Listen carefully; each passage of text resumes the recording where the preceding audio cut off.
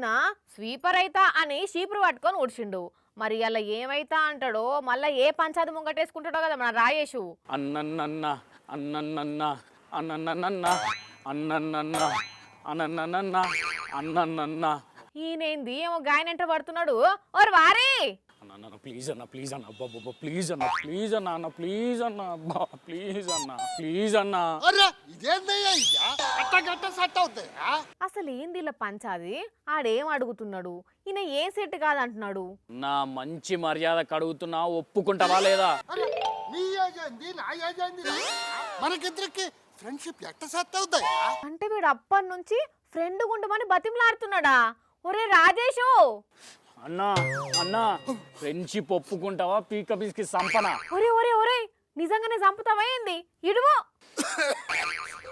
చూడువాని నేనేమన్నా పైసలు అప్పడిగినా ఫ్రెండ్ గుండు అంటే పోజు కొడుతున్నాడేమో.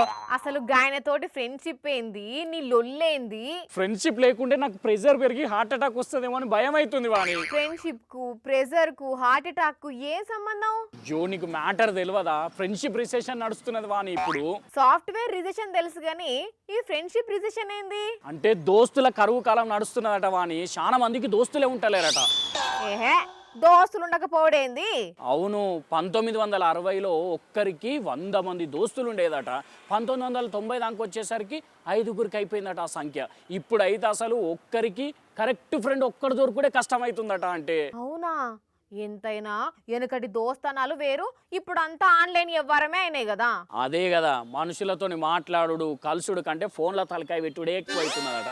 మనసిప్పి మాట్లాడుకుందామంటే మనుషులే దొరుకుడు కరువు అవుతుందట. మన దేశంలోనైతే 15% మందికి అసలు ఫ్రెండ్సే లేరట. ఇక హైదరాబాద్లో అయితే 60% మంది ఒంటరిగా ఫీల్ అవుతున్నారట. రెడ్ ల్యాబ్, యూగో అనే సంస్థలు సర్వే చేసి చెప్పినాయట ఈ ముచ్చట. ఏ దోస్తులు లేకపోవడేంది? ఇప్పుడు నువ్వు జాబ్ చేస్తున్నావు, పక్కన వాళ్ళు దోస్తులు కాకుంటే ఏంది? కొలీగ్స్ అసలు దోస్తులే కాదట, ఉత్తుత్త దోస్తులేనట వాళ్ళు. అదేంది? ఇప్పుడు కొలీగ్స్ ఎంత క్లోజ్ ఉన్నా కానీ వాళ్ళతో ఆఫీస్ ముచ్చట్లు తప్పితే పర్సనల్ ముచ్చట్లు షేర్ చేసుకోలేం కదా.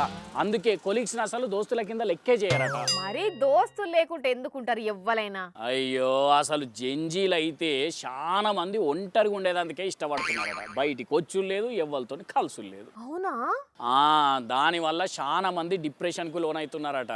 దోస్తులు లేక, ఎమోషన్స్ ఎవరితో షేర్ చేసుకోలేక మానసిక ఒత్తిడి పెరుగుడు, చిన్న ఈడులనే హార్ట్ అటాక్ వచ్చే ప్రమాదాలు పెరుగుతున్నాయట. అందుకే మరి బాధను నలుగురికి చెప్పుకుంటే తగ్గుతుంది, సంతోషం నలుగురితోటి పంచుకుంటే పెరుగుతుంది అనేది. అదే కదా, ఒకప్పుడు సెలవు దొరికితే మంచిగా ఫ్రెండ్స్తో తిరిగేది, ఆడేది. కానీ ఇప్పుడు ఎంతసేపు ఫోన్లు చూసుడు, లేకుంటే పండుగేనా గంతేనా. అందుకే ఈయన ఫ్రెండ్ ఉండమని చెప్పి బతిమలాడుతుంటే ఓ పెద్ద ఓవర్ యాక్షన్ చేస్తున్నాడు. నీ తలకాయ గట్ల బలిమిటికి దోస్తుగా ఉండు అంటే ఉంటారా ఎవ్వలన్నా? పరిచయాన్ని బట్టి దోస్తన క్లోజ్నెస్ పెరుగుతుంది గాని. అంతేలే, ఈయనని బతిమలాడుకున్నాడు కంటే మనకు సింక్ అయిన వాళ్ళతో దోస్తాను చేసుకుంటాం. సరే మరి ఉంటా, నేను పోయి దోస్తులను ఎత్తుకోవాలి. పోనా, నీ దోస్తానే మనకి కావాలి దోస్తాను. కానీ నిజంగా ఎట్లాంటి కాలం వచ్చింది చూడుండ్రి. మనస్ఫూర్తిగా మాట్లాడుకొని మనుషులు కరువైనరు ఈ కాలంలో. ఇంకొన్ని రోజులైతే మనుషుల నడుమ బంధాలన్నీ పోయి ఏఐ క్లోజ్ ఫ్రెండ్స్ తయారవుతారేమో.